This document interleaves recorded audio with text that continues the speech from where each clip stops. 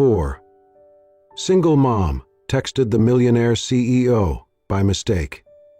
Asking for money to buy diapers, what he did next shocked her. Under the dim light of her small apartment, Emma Baker stared at her phone, her thumb hovering over the send button.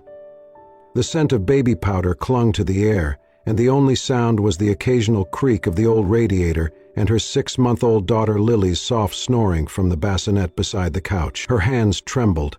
She had avoided this for days, convincing herself she could manage. But tonight the last diaper was gone, and she had already diluted the last of the formula too far. Her pride had long been chipped away. Now all that was left was desperation. She typed, "James, I hate to ask again, but I need $40.00 to get diapers and formula for Lily. I get paid Friday. I promise I'll pay you back." Without another thought, she hit send. Regret hit her instantly. Shame surged through her like a tidal wave. She collapsed onto the worn couch, burying her face in her hands. Exhaustion clung to her bones. She had exactly $2.13 in her account. 4 more days until payday. She had already tried every local charity, called in every favor, even pawned her mother's locket. Now, all she could do was ask again, hoping her brother wouldn't ignore her this time. Across the city, in a penthouse bathed in darkness and city light, Alexander Reed sat behind his desk, unaware of the time. A single photo sat before him, a little girl with golden curls, her smile radiant. Charlotte. Gone for 3 years.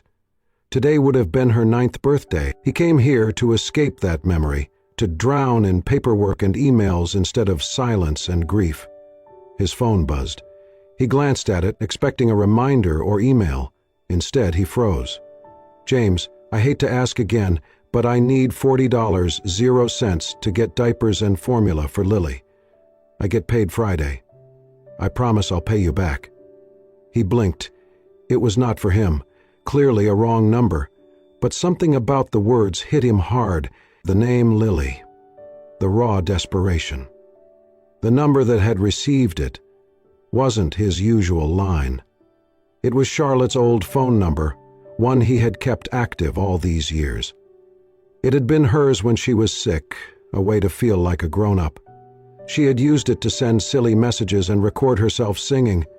After she died, he could not bear to let it go, so he kept paying the bill. It felt like a thread still connecting them. Now, after all this time, someone had messaged it. He stared at the screen for a long time before typing. "Are you okay?" Emma's phone pinged. She straightened, startled. Expecting James's usual reply, she instead saw a stranger's message. "Are you okay?" Her stomach twisted. She double-checked the number. 1 digit was wrong. She had messaged a stranger.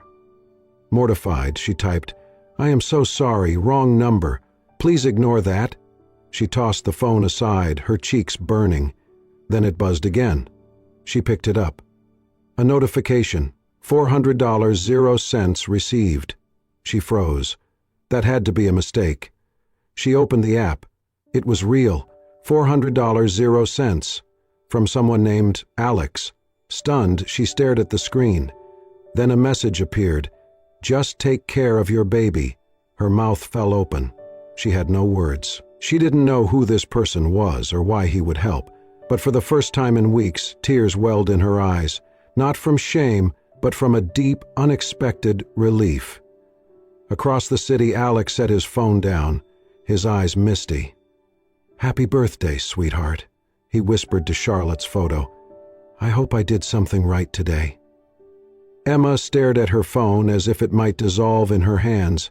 She read the notification again, $400.00, not 4, not 40, $400, sent without a name, no explanation, just one simple message, "Just take care of your baby." She sat in silence for a long moment, her breathing shallow, as her mind tried to make sense of what had just happened. Her instinct screamed that this had to be a mistake, or a scam, but the money was real, already in her account, already available to use. She typed cautiously, fingers hesitating over each word. "I think you sent too much. I only needed $40, 0 cents. I'll return it to you. I'm so sorry again for bothering you. This was a wrong number." She hit send, then sat upright, waiting, holding her breath. The reply came swiftly. "No need. Just take care of your baby." That was it. No name, no questions, no emojis or forced politeness, just quiet compassion, wrapped in 7 simple words. Emma exhaled slowly, staring at the message. Her heart, usually so guarded and battle-worn, trembled under the weight of its sincerity. Who was this person? Why would anyone do something like this for a stranger, especially one who had clearly contacted them by accident? She did not sleep that night, not from anxiety, but from a strange, humming energy in her chest. For the first time in weeks, she could breathe without the sting of fear pressing on her ribs. She held Lily close to her body as they both lay on the couch, wrapped in the same old blanket, and whispered promises into her baby's soft hair. By morning, she had resolved to use only a fraction of the money. She would get diapers, formula, and some basic groceries. The rest she would keep aside, untouched, until she found a way to return it. She stepped into the local pharmacy later that morning with Lily strapped to her chest, clutching her list like a lifeline. The cashier was friendly, chatting about the weather and complimenting Lily's big eyes. As Emma loaded her bags into the stroller, the woman behind the counter suddenly said, "Oh, by the way, you had a pickup order too." Emma blinked. "I think you must have me confused with someone else." "No, it's under your name," the woman said, checking the label. "Emma Baker. It came through our delivery system this morning, paid in full, 2 cases of formula and a pack of eco-friendly diapers." Emma's heart dropped to her stomach. "Who ordered it?" The cashier shrugged. "No sender listed, just says gift. Happens more often than you'd think." Stunned, Emma accepted the package, pushing the stroller home with wide eyes and a heart full of questions.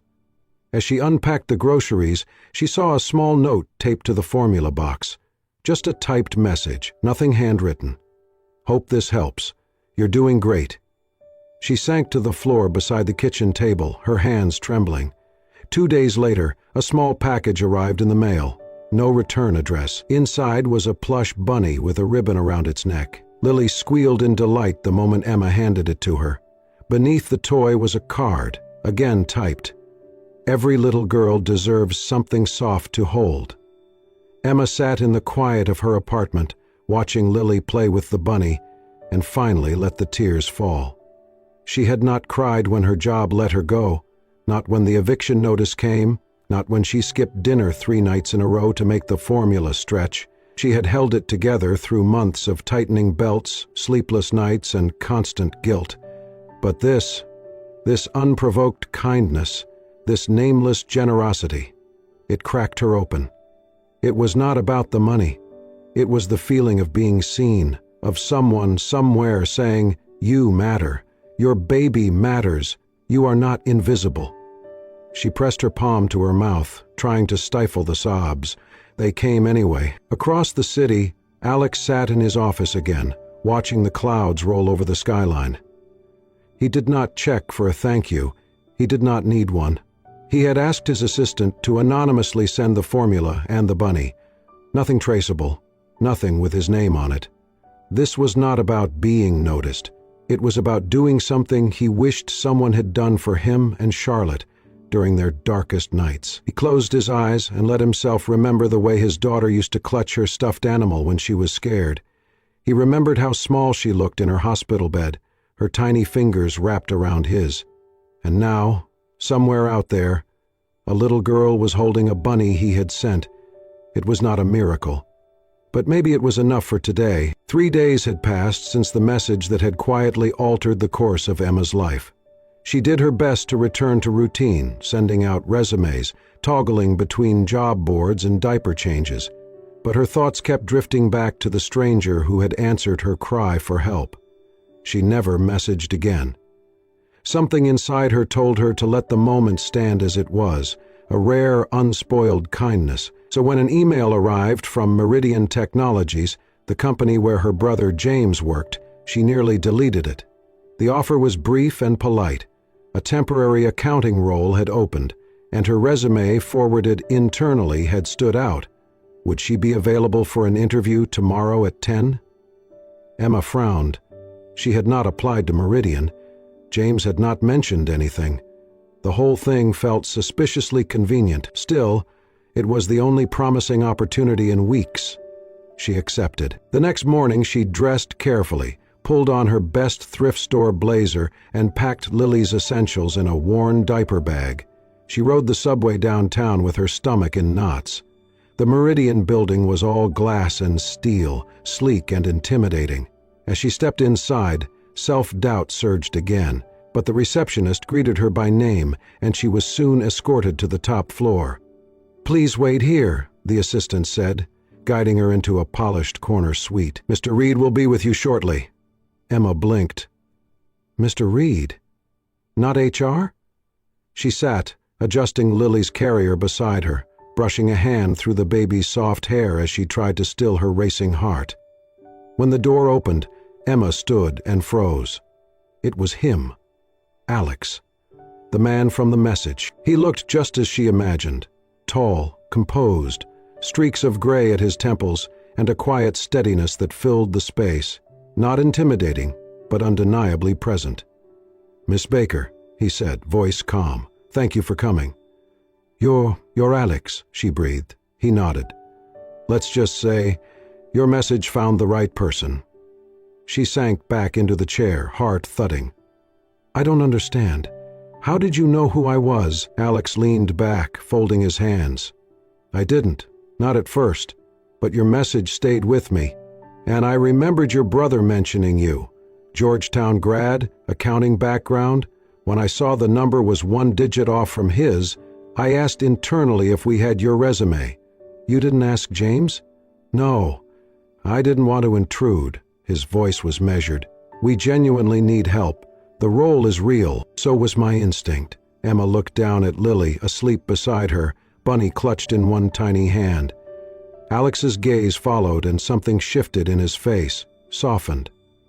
"She looks like her," he murmured, then quickly looked away. "Like who?" Emma asked gently. "Someone I lost," he replied, "a long time ago." He stepped around the desk and knelt beside the carrier, eyes fixed on Lily like she was something sacred. His hand hovered just above her, not touching. "She's beautiful," he said quietly. Emma's voice was barely a whisper. "Her name is Lily." Alex nodded, emotion flickering behind his eyes. "Of course it is." They stood there in silence, two people bound by chance or something more, and in that still moment, something unseen began to mend. Emma started work the following Monday. The offer had come at the end of the interview, almost as if it were an afterthought, though she suspected it was anything but. 3-month contract to start, Alex had said, with full pay, flexible hours, and on-set accommodations for Lily. She had blinked, stunned. He had smiled gently. "You are more than capable. We are lucky to have you." She wanted to argue, to say she was just surviving, not succeeding, but she had nodded instead, her voice catching on a whispered, "Thank you." Now, on her first day, she stepped off the elevator to the top floor, balancing Lily in one arm and a tote bag full of baby necessities in the other. Martha, Alex's assistant, greeted her with a warm smile and gestured toward a small adjoining room next to the CEO's office. "This is for you," she said, pushing the door open. Emma stepped inside and stopped. It was small but beautifully arranged. A sleek desk with dual monitors sat beside a comfy armchair. A portable crib had been set up near the window. A soft rug covered the floor, scattered with age-appropriate toys. A small fridge stood stocked with baby formula, bottled water, and snacks. On the corner of the desk was a coffee mug already steaming. She touched the mug, warm in her hand, and turned to Martha. "Did you—" Martha shook her head. "He did. Every morning he makes sure it's ready." Emma blinked fast, forcing herself to stay composed. "That's very kind. He prefers quiet kindness," Martha replied before slipping out. Over the next few days, Emma fell into a rhythm that felt both surreal and strangely natural. Each morning, She and Lily took the elevator to the top floor. She worked on reconciling financial reports for a division Alex had asked her to audit. Lily played beside her, cooing on the floor, occasionally dozing in the crib. When Lily cried, Emma would scoop her up, bouncing gently while scanning spreadsheets. But often she didn't have to. More than once, Alex appeared quietly at the door, stepped in without fanfare, and gently lifted Lily into his arms. The first time, Emma had tensed, unsure, but Lily had settled instantly against him, tiny fingers grasping at his tie. "You don't have to," Emma began. "I know," Alex had said softly, "but I want to." There was something in the way he held Lily gentle, reverent, that made her chest ache. He never asked invasive questions, never pried into her past. Instead, he asked about the present. "How did Lily sleep last night? Did you manage breakfast this morning? Need an early break today?" When he noticed her rubbing her temples one afternoon, he came back 20 minutes later with a bottle of orange juice and a pack of crackers. "Blood sugar," he explained, leaving it on her desk without another word. He had her shift shortened the day Lily developed a mild fever, arranged for a car to take her home before she could even ask, left a small box of herbal tea on her desk the next morning. Each act was quiet, precise, almost as if he were listening to something deeper than her words. One late afternoon, after a particularly long day of reviewing confusing ledgers, Emma leaned back in her chair, eyes closed. Lily had just drifted off in the crib, her bunny tucked under one arm. The office was filled with golden light, the kind that made everything seem softer. From the next room, Emma heard a voice, low, melodic, familiar. She sat up, listening. "You are my sunshine, my only sunshine." Her breath caught. She rose slowly and stepped toward the half-open door between her workspace and Alex's office. There he was, standing beside the crib, gently rocking it with one hand, singing softly. His back was to her, but his voice steady and full of something she could not name, wrapped around the room like a blanket. "You'll never know, dear, how much I love you." Emma gripped the doorframe. That song! Her mother used to sing it to her. She sang it to Lily now. She had never told anyone that. She had never told him. He reached the end of the verse, his voice breaking slightly on the last word. Then he turned, saw her watching, and froze. "I'm sorry," he said, voice quiet. "I didn't mean to." "No," she whispered. "Don't stop." They stood in silence, the air between them charged with something neither had planned for. Emma stepped closer, looking down at her sleeping daughter. "She loves that song," she said softly. "So did mine," Alex replied, almost inaudibly. And in that moment, with Lily sleeping and the fading sun casting shadows on the wall, Emma understood something. They were both healing, not perfectly, not quickly, but through the shared presence of a child, a song, and a kindness neither expected. And perhaps that was enough to begin again. It was late Thursday afternoon when Emma noticed it again. The way Alex looked at Lily. It was not just fondness or admiration. There was something deeper, more distant, something that resembled grief disguised as reverence. She had caught him watching once when he thought she was not looking, eyes tracing the curve of Lily's face as if committing every detail to memory. His gaze was not possessive, it was not longing, it was something more complex, like he was seeing two people at once, Lily and someone else entirely. Emma had ignored it at first, but now it was impossible not to feel the undercurrent. It was not uncomfortable, but it stirred something in her. That evening, as Lily played with her bunny beneath the desk and Emma sifted through receipts, her eyes drifted to Alex's office again. His desk was always orderly, but one item never moved, a small wooden picture frame angled perfectly toward him. She had glanced at it dozens of times, never intruding, never asking. But now the curiosity itched. When Alex left briefly for a meeting downstairs, Emma stood and crossed the threshold. She moved slowly, respectfully, stopping just shy of his chair. The photo was of a young girl, no more than 6. Curly golden hair, wide blue eyes, and a smile so full of light it seemed to spill off the frame.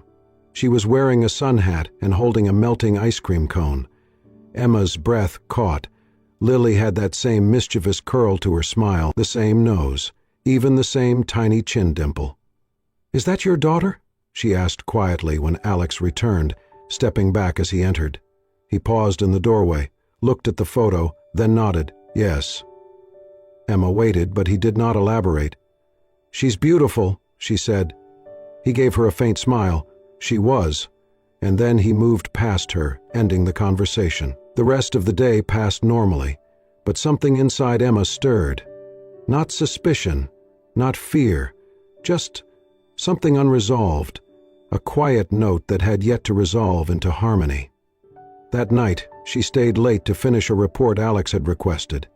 He had already left for another engagement, and Martha had offered to watch Lily while Emma wrapped up. As she organized her files, she noticed the desk drawer slightly ajar. She would not have paid attention except something inside blinked. A soft glow from a phone screen. She hesitated. She was not the kind of person to pry, but something drew her in, not a sense of invasion, but an almost magnetic need to understand. The phone was old, a pink plastic model, scratched along the edges, clearly unused in years. It sat on top of a velvet pouch, screen still lit. She picked it up gently, fingers trembling. One message, still visible on the lock screen. "I miss you, Daddy. I'll see you in my dreams tonight. Charlotte." Emma's heart stopped. Her throat closed. She knew what she was looking at even before she checked the number. She unlocked her own phone, opened her text history, scrolled to the night that had started everything. Her hand shook as she compared the numbers. They were the same. Every single digit, the number she had messaged for help, the number that had saved her and Lily from a night of despair, was Charlotte's. She dropped into the chair, staring at the two phones side by side. The realization washed over her slowly, not with panic, but with awe. It was not chance. It was not coincidence. It was something else entirely. Emma sat there for a long time, heart full, eyes wet. Her mind flashed back to the first message, how broken she had been, how sure she was that no one cared. And yet the response had come from a number tied not to a person, but to a memory. And he had responded, not because he knew her, but because he missed her. Because in that moment, her voice had sounded like Charlotte's, and somehow, in helping Emma, he had reached for his daughter one last time. When Alex returned, later that night unexpectedly, quietly he found her still sitting there, Lily asleep in her lap, the pink phone in her hand. He froze. Emma looked up at him, her expression unreadable. "It was her number," she whispered. He nodded, unable to speak. "You kept it alive all this time," she said. "I couldn't let it go," he replied, his voice raw. "It made me feel like she was still close." Emma rose slowly, cradling Lily. "She is," she said softly. "She brought us here." Alex looked at her, eyes brimming, and for once did not hide the emotion behind composure. In the stillness that followed, no more words were needed. They both knew. This was more than a mistake. It was a message from heaven meant for both of them. The next morning the office was unusually quiet.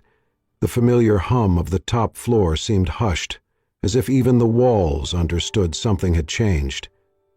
Emma arrived early.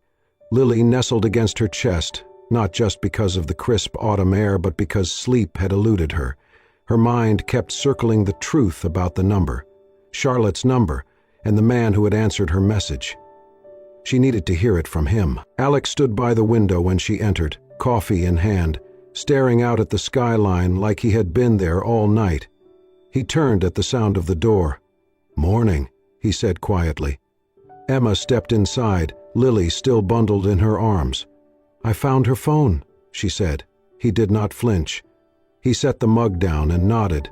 "I know. I saw the last message she sent you, and I saw that I texted her number." "Charlotte," Alex exhaled slowly. "That night.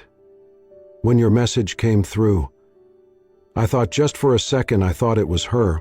It sounds crazy, but I really believed it might be a sign, something from beyond. Emma didn't speak, letting him continue. "I never told anyone I kept the number. Not my ex-wife, no one. It was hers, and I couldn't let it go. I paid the bill every month like it was some invisible thread still connecting us. Sometimes I even texted it." He looked at her then, emotion rising in his voice. "Then your message came. About a baby. About needing help. And I froze. I thought maybe it was Charlotte's way of asking me to do what I couldn't do for her." Emma's eyes welled. "You thought it was a message from her." He nodded. "I did. I know it wasn't. But it didn't matter, because for the first time that number wasn't just a memory, it was a chance to help someone. Not to replace her, never that, but to be the kind of man she would have been proud of." Emma stepped closer. "You didn't owe me anything." "I know," he said softly. "That's what made it matter. I wanted to." A silence fell, broken only by Lily's soft cooing. Alex looked at her, then back to Emma. "I worried I was reading too much into it, letting grief cloud my judgment. But when I saw you and Lily, something clicked. I didn't want to interfere. I just didn't want to let the moment pass." Emma looked down at Lily, peacefully sleeping with her bunny tucked in her arms. When she met Alex's eyes again, it wasn't as a grateful employee or even a woman indebted to a stranger. It was as someone who understood. She stepped forward and wrapped her arm around him. Alex stiffened briefly, then let himself lean into the embrace. His hand gently rested on Lily's back. Emma whispered, "Maybe she wanted you to help another little girl, and you did." The words sank deep. He closed his eyes, holding on to them like something sacred. They stood that way for a long time, two people drawn together by loss, held together by something stronger than either of them had expected. When they parted, Alex's eyes were red, but calm. "She would have liked you," he said. "She would have loved Lily." Emma smiled, brushing away a tear. "Then I hope she was with us. That first night, that first message. Maybe it wasn't a mistake after all." Alex nodded. Maybe it was exactly right. And in that quiet room, with morning light washing over them, the past stayed unchanged, but its weight was lifted. In its place, something new had begun to grow. Hope. The shift between them was not sudden. It happened quietly, like the slow warming of spring after a long winter. No declarations, no plans. Just presence, just time. Alex, Emma, and Lily began to fall into a rhythm that felt less like convenience and more like something sacred.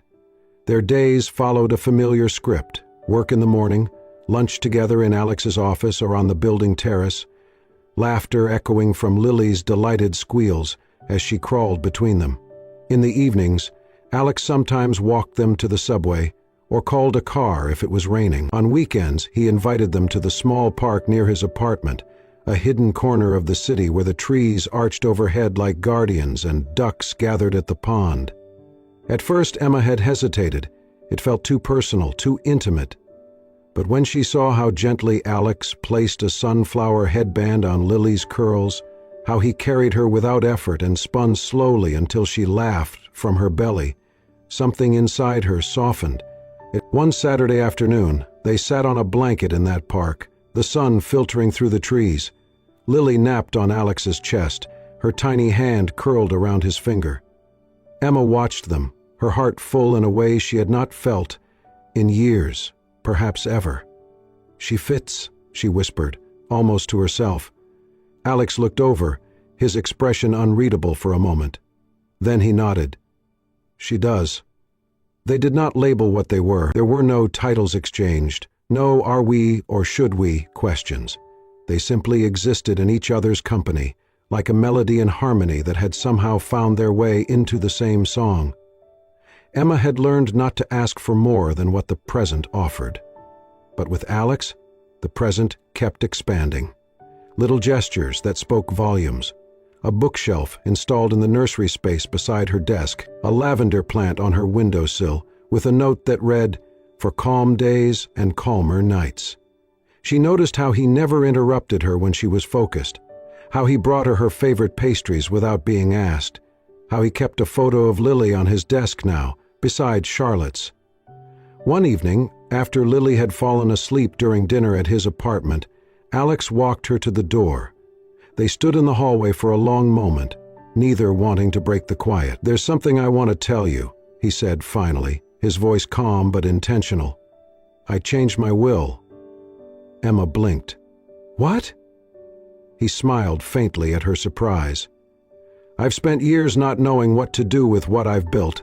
I had all this, wealth, legacy, and no one to give it to. And for a while I thought maybe that meant I had failed." He looked down the hall, then back at her. "But now, I know exactly what to do with it." Emma's heart thudded. "I've started a scholarship fund," he continued.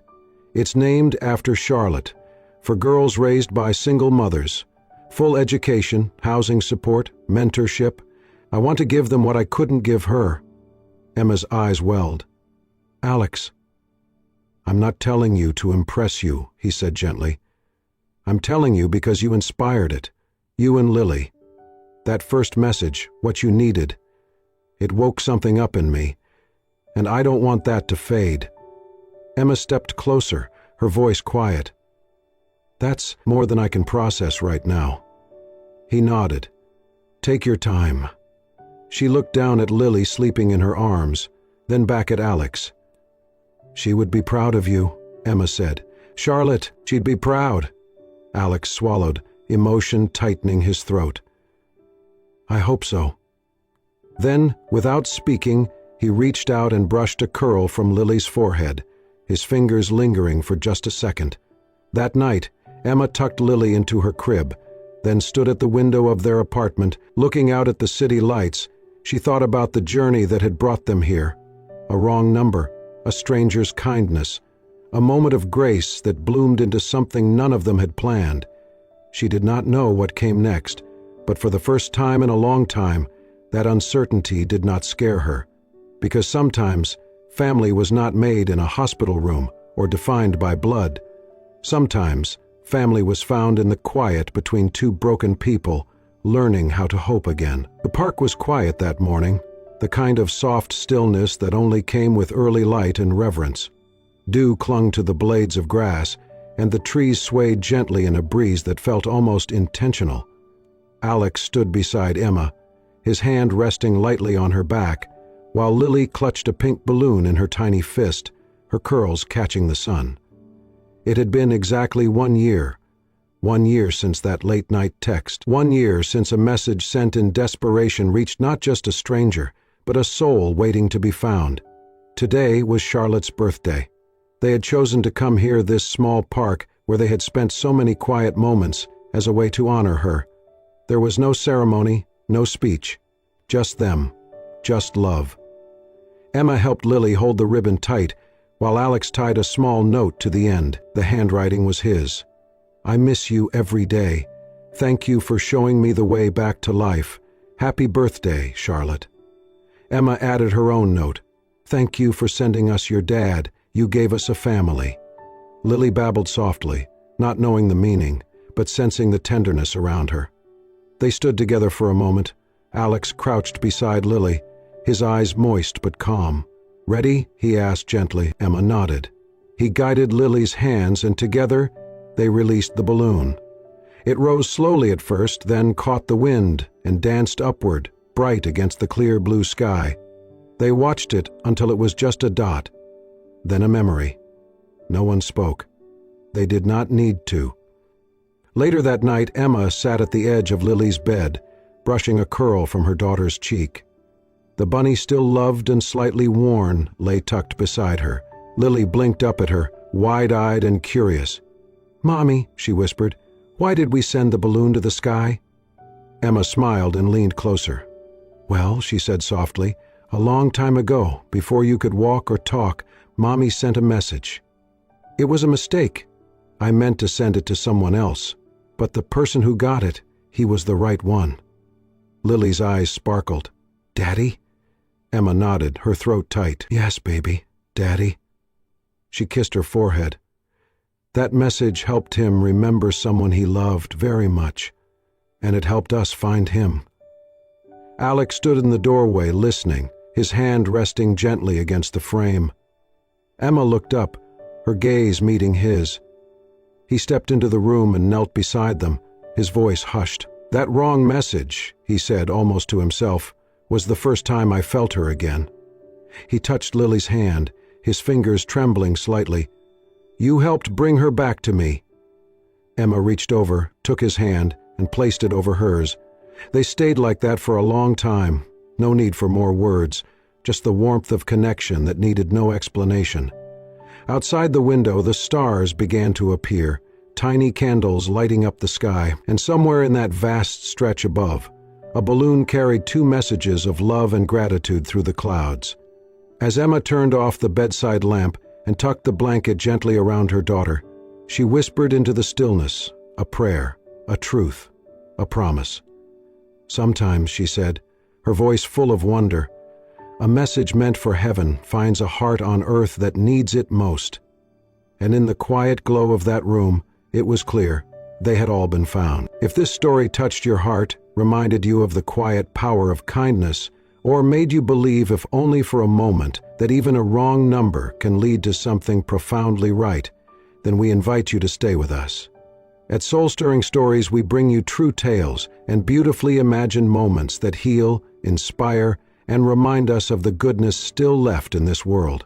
Subscribe to our channel for more heartwarming, emotional journeys that will stay with you long after the last word. Because sometimes the smallest stories stir the deepest parts of the soul, and sometimes all it takes is one message. Thank you for watching.